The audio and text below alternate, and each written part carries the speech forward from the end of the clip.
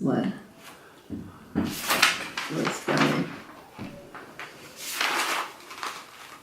Oh. Yeah, this one. You're the best teacher I ever had. This was from John somebody. I don't have the last name. I learned more in second grade than any other one in the whole school. I sure will miss you. I guess so. You only had to. Tina went. I remember her. I remember when you called me Tina instead of Tiny, I guess, instead of Teeny. And also I remember First Communion. When it was coming down and you fixed it. Oh, my veil was coming down and you fixed it. And it was always my job to sharpen the class pencils. That was a lot of fun.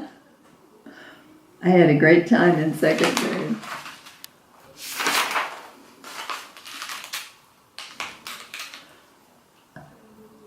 Who's this? Stephanie, I don't know. I like the stuff that you did for me. I wish I had one wish. It would be you to stay at Our Lady, but you have to go on. Here is my poem. I thank you. Will get a kick out of it. Roses are red, violets are brown. When you leave, I will have a big, big frown.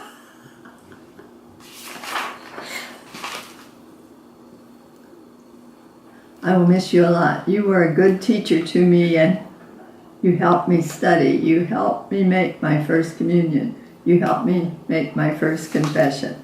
Roses are red, violets are blue. You were a good teacher. God will meet you through. Okay, David, I think that's enough. If you had one message to not only my children, but my children's children, and so on and so forth, what would it be? If you had one message to the Schmitzes that are coming down the line.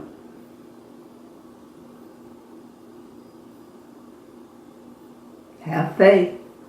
Believe in something. It's a lot easier to face life. Because you have something to live for that's real. Or at least we believe it's real. I don't know. Never thought about that stuff, David. You're too busy. These are all things that happened to us as kids. That's what this was about. Can you summarize some of it and tell me about it?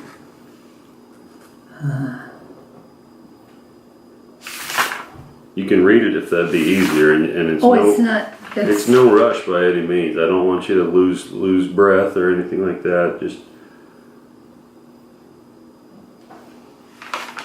well, let's see.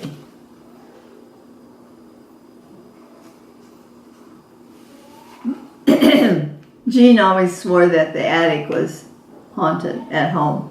really? Oh yeah.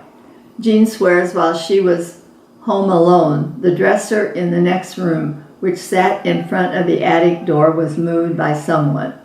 She heard them go in the attic and walked around. She heard no car or nothing else. Around 8 or 9 at night, about 1948 in the spring, it was also dark.